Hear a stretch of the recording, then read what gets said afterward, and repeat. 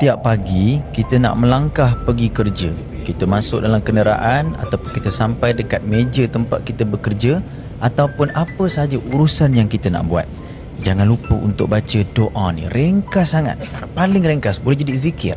Kita baca sama-sama. Bismillahirrahmanirrahim. Rabbi yassir wala tu'assir, Rabbi tamim bil khair.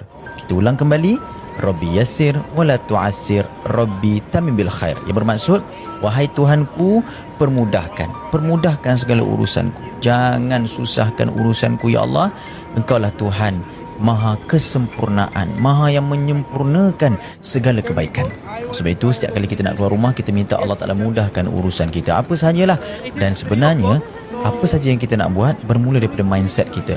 Kalau kita minta kepada Allah, Allah bagi mudah, Allah bagi lapang segala urusan, perjalanan kita akan mencapai